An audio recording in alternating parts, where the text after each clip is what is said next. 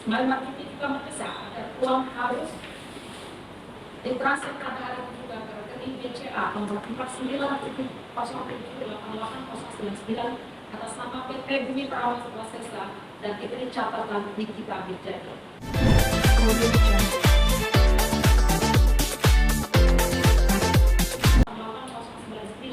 Atas nama PT Bumi Perawan Swasta dengan tambahan catatan Nikita Wijaya.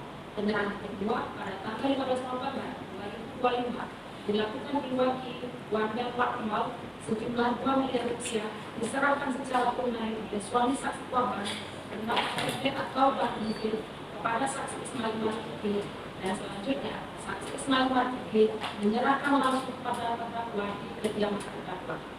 Dari fakta persidangan tersebut terbukti bahwa penyerahan uang sejumlah 4 miliar rupiah dari saksi Reza Gadis Pratinasari bukan dilatar belakangi adanya kesepakatan atau hubungan bisnis dengan terdakwa. Akan tetapi penyerahan tersebut dilandasi oleh rasa tertekan akibat dari adanya review atas kandungan dari produk serum Fitsia Booster Gadis Gladisia milik saksi Reza Gadis Pratinasari yang dilakukan semula oleh saksi Dr. Samira melalui akun TikTok miliknya, di mana Dr. Samira mengaku telah melakukan uji laboratorium mandiri dan membandingkan harga produk saksi Reza Gadis Pratinasari tersebut dengan produk lain yang sejenis dan menilai harganya terlalu mahal.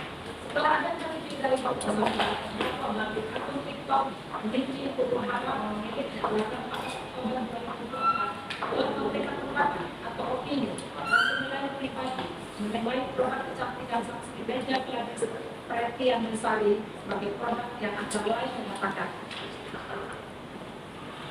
Tapi Tuhan tahu mereka itu jual skincare nggak ada fungsinya, lain fungsinya nggak ada, cuma pentol. Atau tapi masa lu mau ngomongin orang terus sih, masa nanti dengan muka aslinya mukanya abu-abu, beruntusan dan sebagainya. Terdakwa juga menilai tampilan fisik dari saksi Reza Gadis Pratinasari dalam akun TikTok tersebut dengan mengatakan saksi Reza Gadis Pratinasari sendiri tidak pakai produk kecantikannya. Itu mukanya itu berbeda tebal dari kulit hijau dan badannya tidak seperti yang kalian lihat di TikTok. Ada dressing aja kerjanya, nggak detil. Tinggal terdakwa yang melakukan siaran secara live di akun TikTok dan memiliki beberapa miliknya yang berisi konten penilaian pribadi dengan menuduh saksi Reza Gadis Pratinasari sebagai penipu, produk abal-abal, produk yang overklaim dan overprice, dan ajakan agar tidak lagi membeli produk kecantikan yang dijual saksi Reza Gadis Pratinasari. Siaran live melalui TikTok dilakukan berlanjut oleh terdakwa pada tanggal 2 November 2024 dan tanggal 3 November 2024. Di bawah dan terdakwa yang menyatakan bahwa penyerahan uang sebesar 4 miliar rupiah tersebut sebagai kesepakatan bisnis adalah tidak terbukti karena saksi Reza Gadis Pratinasari akhirnya menyerahkan uang tersebut bukan berdasarkan pada suatu kesepakatan bebas sebagaimana diatur dalam pasal 1324 perdata, akan tetapi didasarkan pada keterpaksaan untuk menghentikan terdakwa agar tidak lagi melakukan siaran live di akun TikTok miliknya dan menjelek-jelekkan produk skincare saksi maupun reputasi saksi Reza Gadis Pratinasari sebagai dokter. Perbuatan memberi uang sebagai imbalan tersebut diinisiasi oleh orang-orang terdekat atau kerap berhubungan dengan terdakwa, yakni Dr. Oki Pratama, di mana terdakwa merupakan pejabat anggota pegawai klinik saksi Dr. Oki Pratama. Saksi Dr. Oki Pratama pernah mengirim 4 gambar berupa 3 gambar produk kecantikan milik saksi Reza Gadis Pratinasari berupa glowing booster cell dan 1 gambar nota pembelian glowing booster cell gratis Fitsia melalui platform e-commerce yang telah diturunkan tanggalnya atas permintaan terdakwa. Gambar yang dikirim oleh saksi Oki Pratama tersebut digunakan terdakwa melalui saksi Ismail Marzuki untuk menekan saksi Reza Gadis Pratinasari seolah-olah terdakwa memiliki bukti mengenai kandungan pil tersebut karena telah membelinya secara online.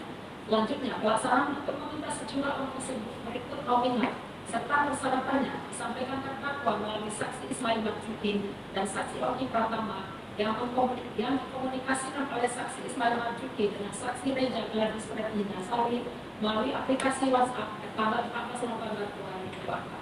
Dalam percakapan atau komunikasi Saksi Ismail membuka pembicaraan agar saksi Reja Gladys Bertinasari membayar terdakwa agar tidak lagi melakukan siaran live di akun TikToknya untuk menjelek-jelekan produk dan pribadi saksi Reja Gladys Bertinasari. Dipas sebagai berikut, manusia kan kalau mau ditutup bentuknya pakai apa ya? Pakai uang itu aja sebenarnya. Dokter Reja pengen apa? Pengen kita speak up, bisa aja dok. Tapi nanti tinggal ini aja, kasih aja makanan itu istilahnya kan gitu. Soalnya kalau dia sudah speak up terus dok, menurut Niki, menurut dia mahal dok gitu. Yang penting udah ada uang pintunya aja, mulutnya dulu gitu dok. Itu santai dok, santai. Selanjutnya, uang untuk sejumlah 5 miliar rupiah ditawarkan oleh saksi Ismail Marzuki. Namun kemudian saksi Reja Gladys Bertinasari hanya menyanggupi membayar 4 miliar rupiah. Dari fakta di persidangan, terbukti bahwa pada akhirnya saksi Reja Gladys Bertinasari setuju membayar terdakwa setelah mendapat tekanan dari saksi Ismail Marzuki melalui percakapan pada hari yang sama. Karena sini kali speak up hari ini juga bisa hancur kredibilitas Reja sebagai buat jamin. Informasi mengenai terdakwa akan melakukan hal tersebut pada tanggal 14 November 2024 diperoleh saksi Ismail Marzuki dari pemberitahuan Dr. Oki Pratama melalui aplikasi WhatsApp. Dalam pembicaraan mengenai permintaan kepada sejumlah uang, saksi Ismail Marzuki juga menjamin bahwa jika sudah dibayar, terdakwa tidak akan menyebut nama saksi Reja Gladys Bertinasari selama 1 tahun. Saksi Ismail Marzuki dalam percakapan juga menyebutkan contoh seperti KFC tidak akan dilepaskan oleh terdakwa sebelum masuk penjara. Saksi Ismail Marzuki juga mendesak agar uang harus ditransfer pada hari juga ke rekening BCA nomor 49707809 atas nama PT Bumi Perawan Swasta dan diberi catatan Nikita Wijaya.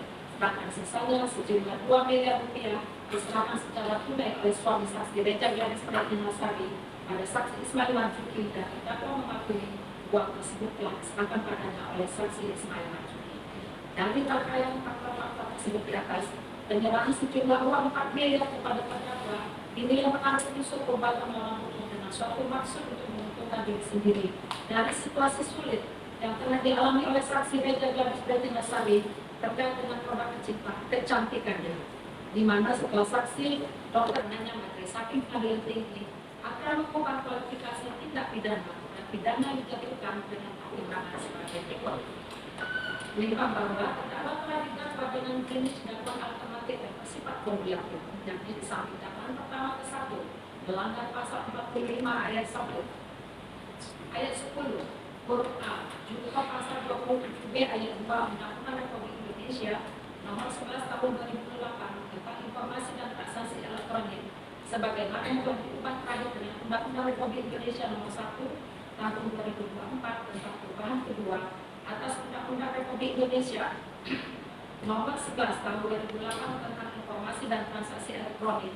Contoh pasal 55 ayat 1 ke 1 Kitab Undang-Undang Hukum Pidana atau perkara kedua melanggar pasal 369 ayat 1 Kitab Undang-Undang Hukum Pidana. Contoh pasal 55 ayat 1 ke 1 Kitab Undang-Undang Hukum Pidana. Dan kedua, melanggar pasal 3 Undang-Undang Republik Indonesia nomor 8 tahun 2010 tentang pencegahan dan pemberantasan tindak pidana pencucian uang. Contoh pasal 55 ayat 1 ke 1 Kitab Undang-Undang Hukum Pidana. Menimbang bahwa unsur dari dakwaan kedua melanggar pasal 3 Undang-Undang Republik Indonesia nomor 8 tahun 2010 tentang pencegahan dan pemberantasan tindak pidana pencucian uang. Pasal 55 ayat 1 ke 1 Kitab Undang-Undang Hukum Pidana adalah sebagai berikut. A. Seseorang serta C. Menempatkan, mentransfer, mengambil, membelanjakan, mengalihkan, membelanjakan, membayarkan, menghibahkan, menitipkan, membawa keluar negeri, mengubah bentuk, menukar dengan mata uang atau surat berharga atau perbuatan lain. Kemudian